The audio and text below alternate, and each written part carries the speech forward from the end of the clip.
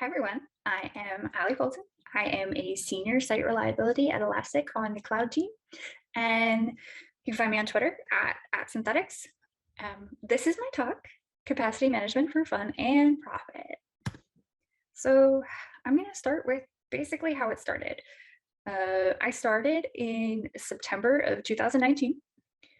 But before that, obviously, I was interviewing, and when I was talking to the Elastic recruiter, he asked me what I was interested in, and it really started with me just saying, I'm interested in capacity. Elastic Cloud needed a capacity planner, and well, here I am. So hello, Elastic Cloud. For those of you who are not familiar with Elastic Cloud, it's a managed Elasticsearch service. And so my focus is mainly on allocators. So allocators themselves contain the nodes that make up an Elasticsearch cluster. These nodes are scaled and sold in RAM increments. And yeah, so I basically make sure that we have enough virtual machines, enough free RAM blocks for customers, and we are using our virtual machines efficiently. Elastic Cloud runs on AWS, GCP, and Azure. When I started, there were 16 regions available. We supported up to 3 availability zones. We tried for 3, but some regions only had 2. This was to ensure high availability deployments. We had 4 virtual machine archetypes, high IO, high storage, high memory, and high CPU. So the E and SRE, we have internal tooling that handles a lot of our important capacity functions. These tools can be run manually or they can be run as scheduled jobs. The tooling itself is written in Go. This is relevant just because I'm a Rubyist, and when I started, I did not know Go, and also because the tooling is maintained by the SRE tooling team. Spoiler alert, I'm not on the tooling team. I'm on the cloud SRE infrastructure team. Capacity itself was new to Elastic Cloud in the sense that it needed to be completely greenfielded.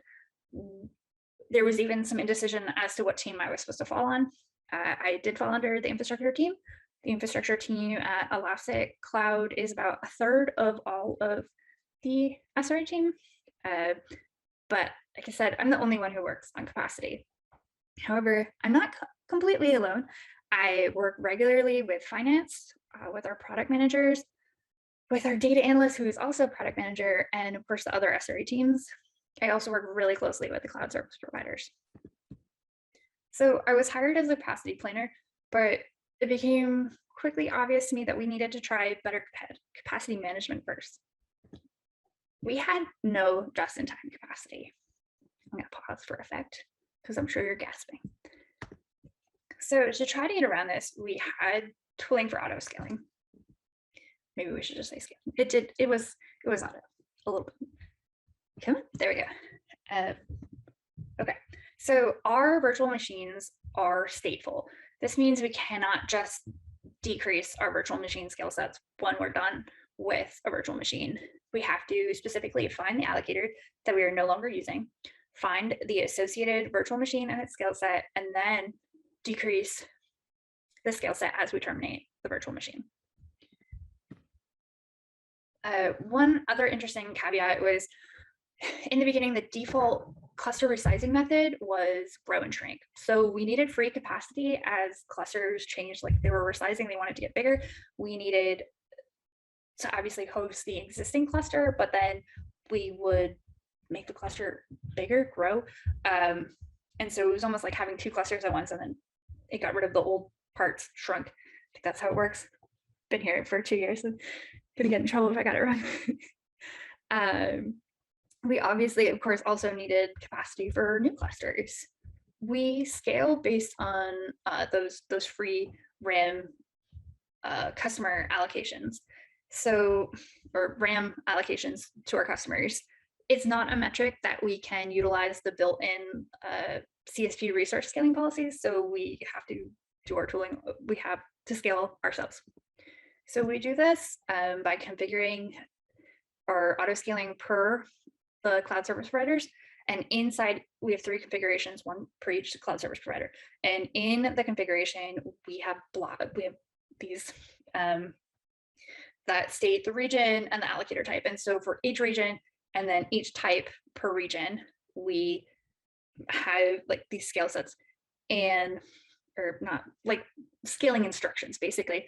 And this configuration is for all 3 availability zones.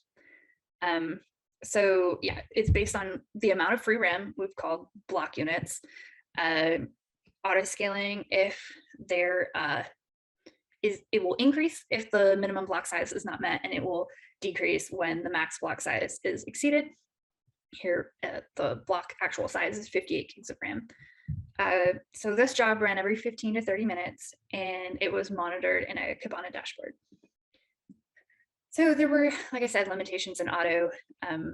This YAML file was hand updated. The numbers were best guess, not data backed. Of course, we know the node size, like we sell in certain RAM increments, but how many extra blocks we needed was just a guess based on the popularity of the region. So, and anytime we needed to make a change, we had to do a pull request.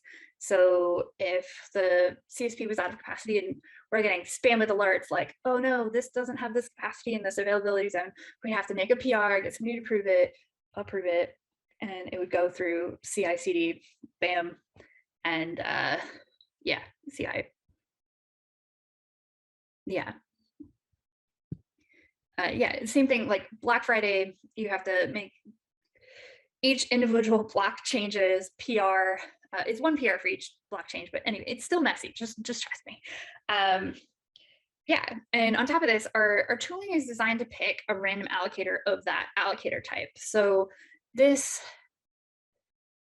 also got a little fun when we were switching virtual machine sizes in the same family, because sometimes we would want, say, the i3 2XL, but because the i3 2XL and the i3 8XL shared the same group, it would get the 8XL.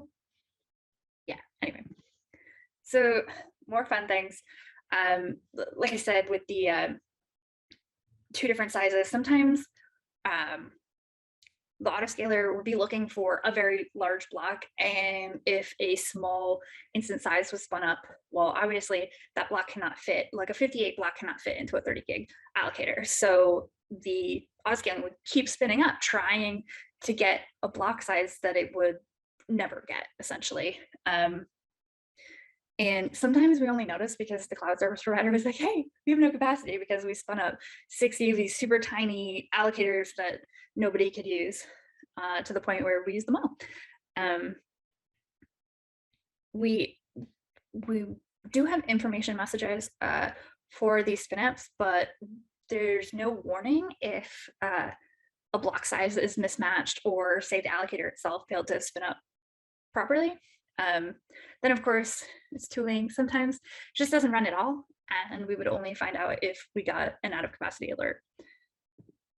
So out of capacity, like I said, no just-in-time capacity. So if a customer requested more nodes than we had free blocks available, on call, SRE would actually get paged to manually spin up the capacity. And there was also this fun fight sometimes we would have with our tooling, where our tooling was designed to, again, scale down the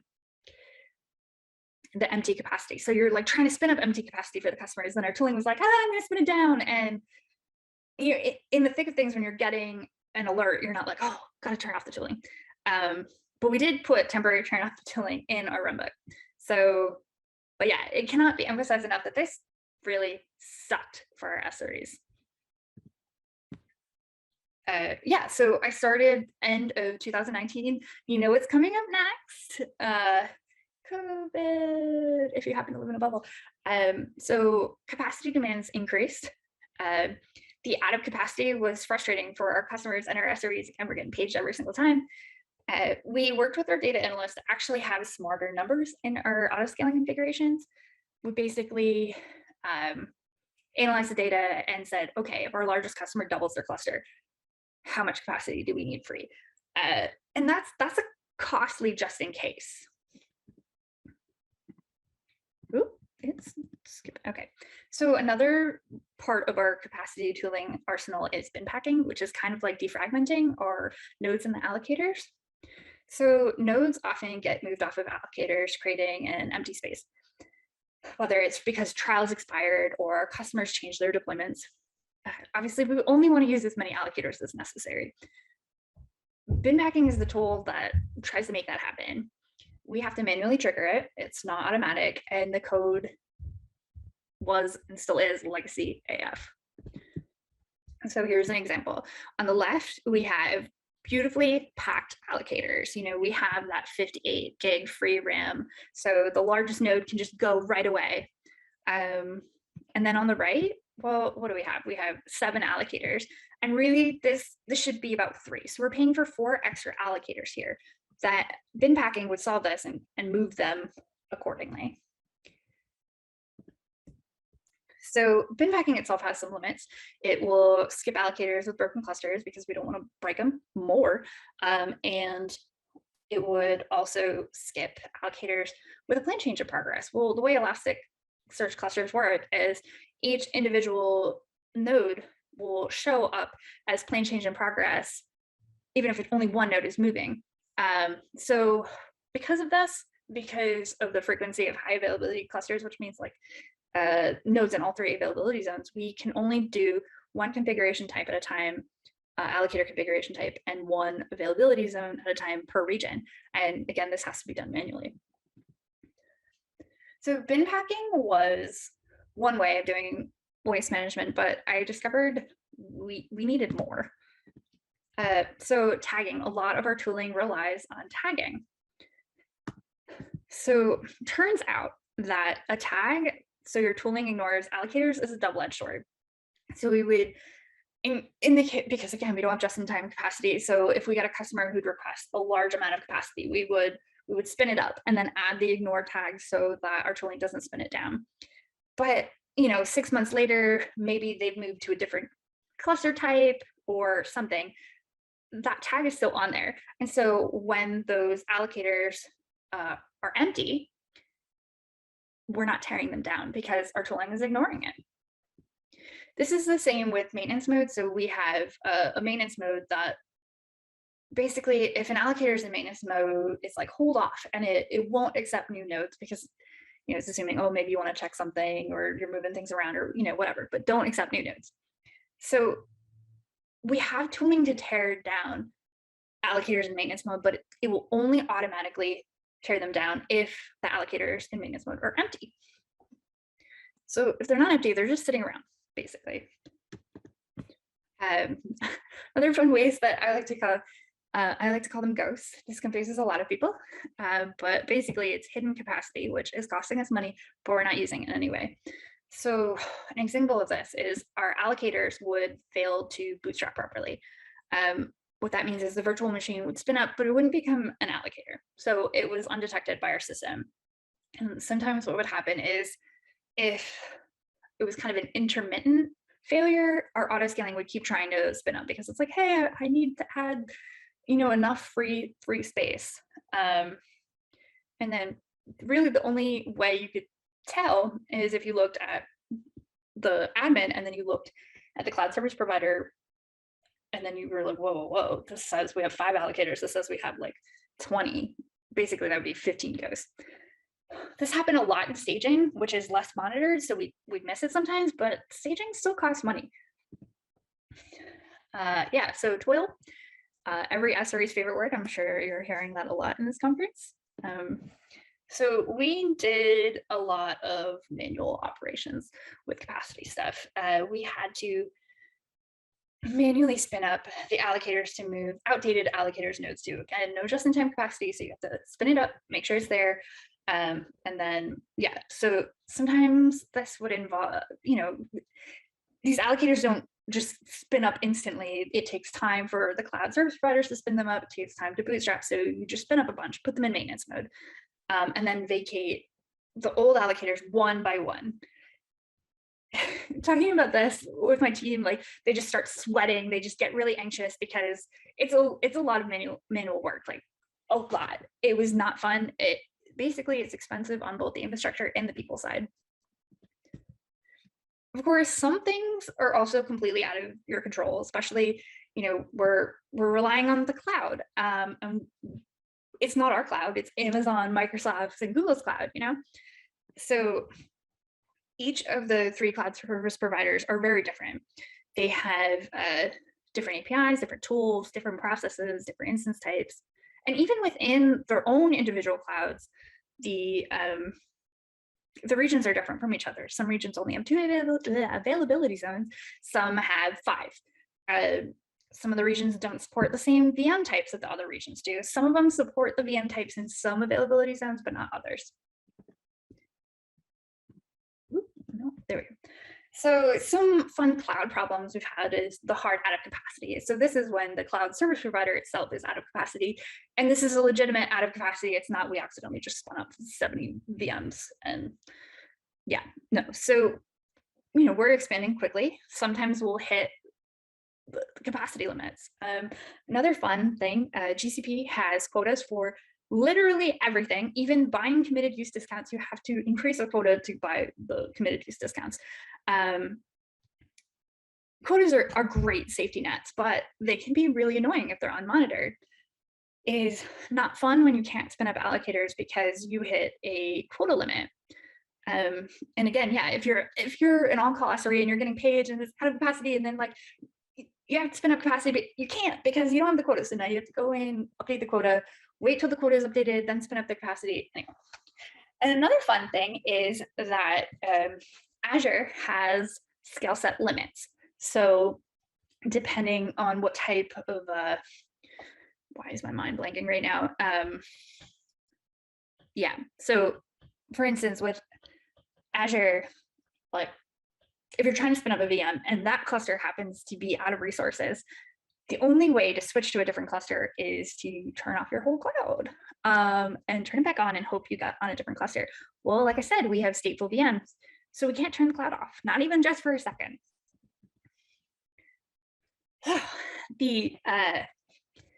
Yeah, so capacity management is cost management. This very quickly became, you know, a thing, something that I preached. Yeah, so all right, capacity management is cost management. And now that I know this, what lessons have I taken and, you know, helped bring about in Elastic Cloud? So how is it going? Well, as of September 2021, we have 46 regions, and we had 4 allocator types before. We have more than 4 now. If you like math, that's a lot of multiplying. Yay! Now for the tooling check-in. So I've never been good with silos. Despite the fact that I am a 1-person capacity team, I'm all over the place. The fact that a lot of the capacity tooling was maintained by another team, I was like, all right, I will learn Go.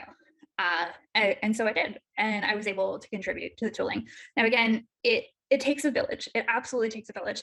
And a lot of these tooling updates were not just me. It's a village. But I mean, I could take credit for all of it if you want me to. So autoscaling is now with more auto.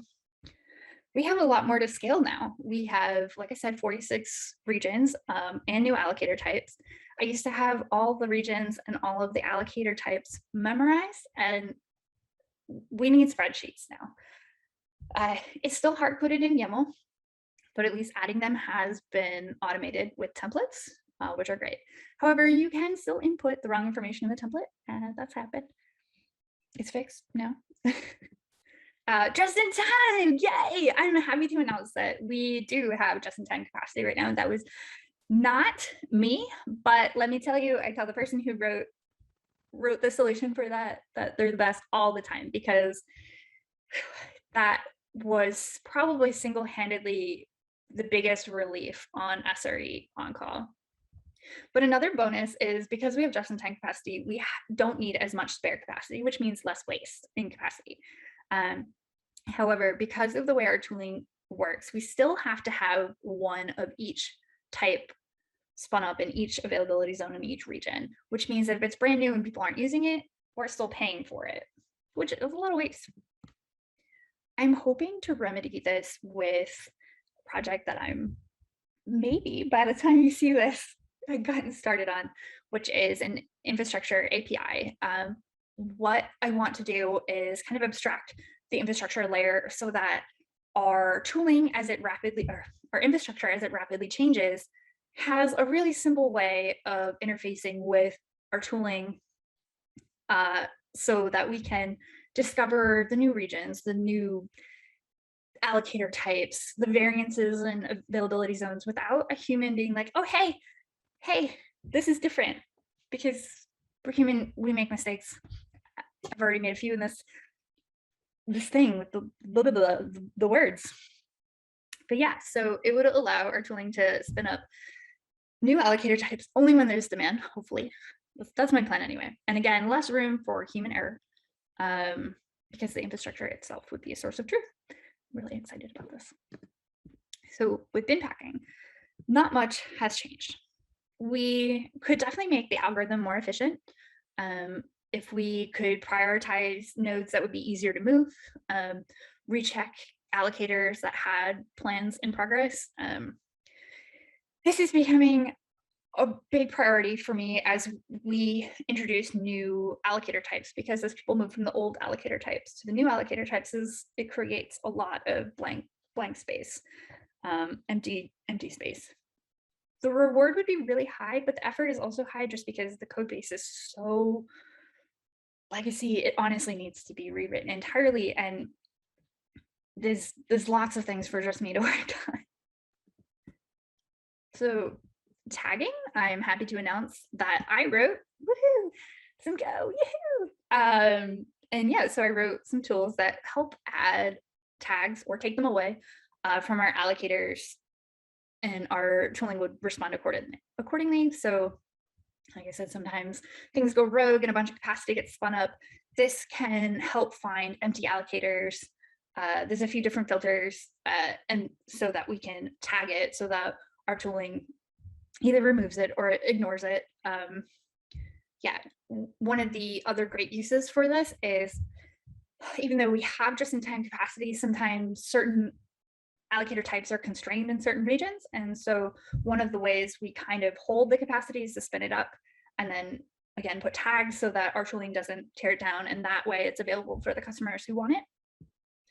And yeah, like I said before about maintenance and ignoring tags, in the cases where these were added in bulk, we can also remove them in bulk.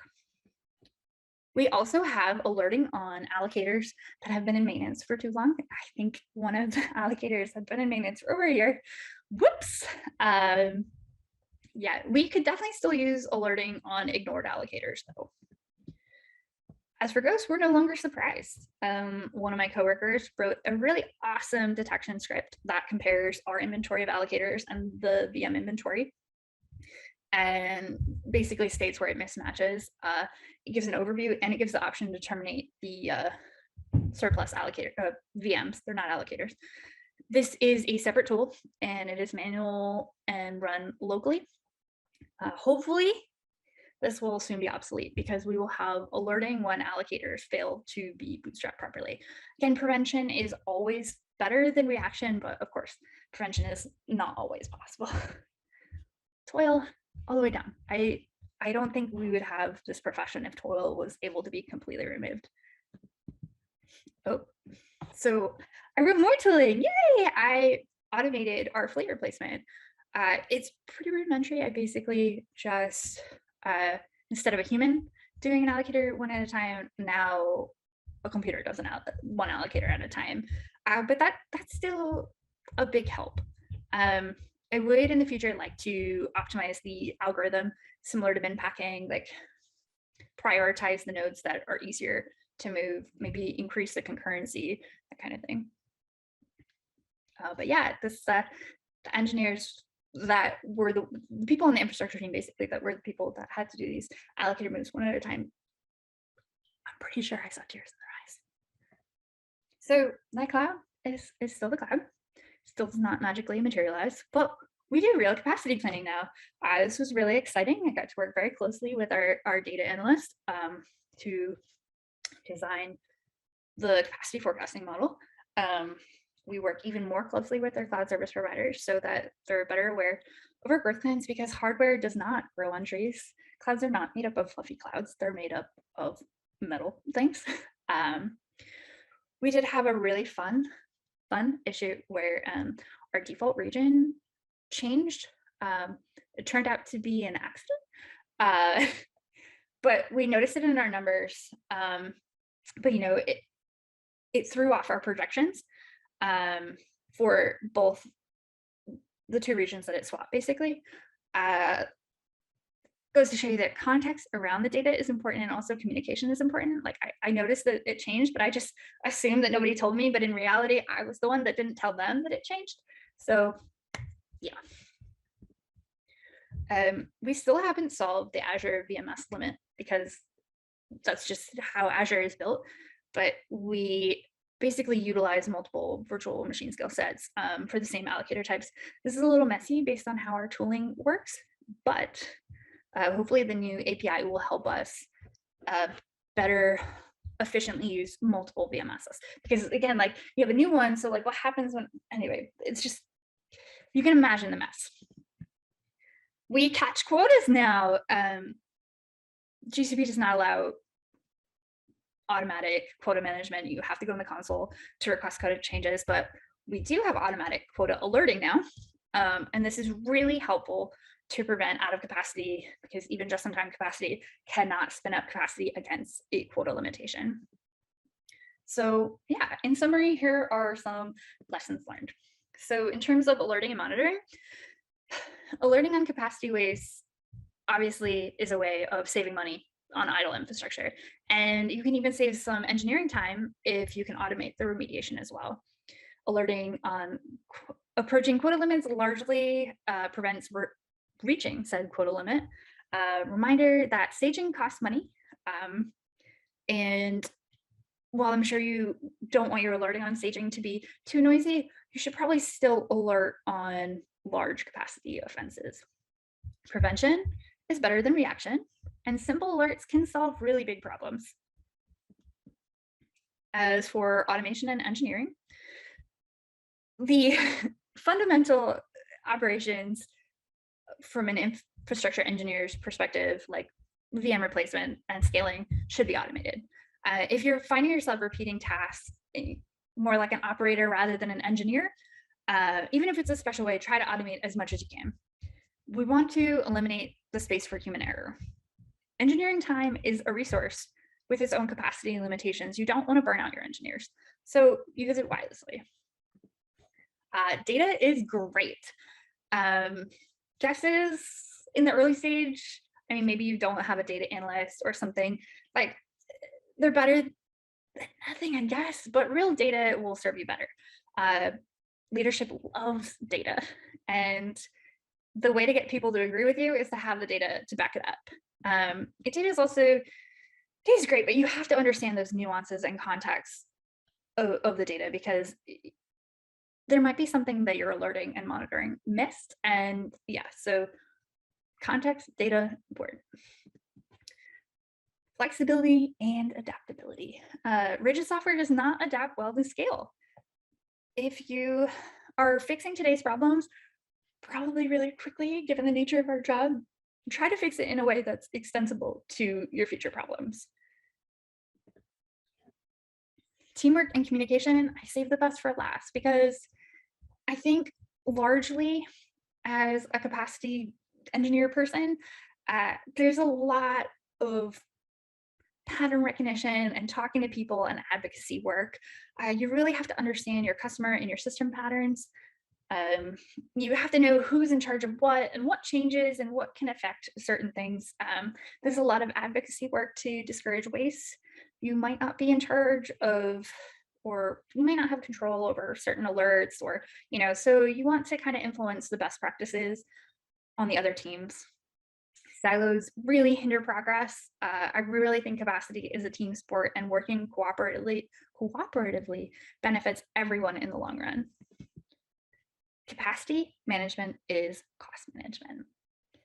That is the most important lesson. And I thank you for being with me today.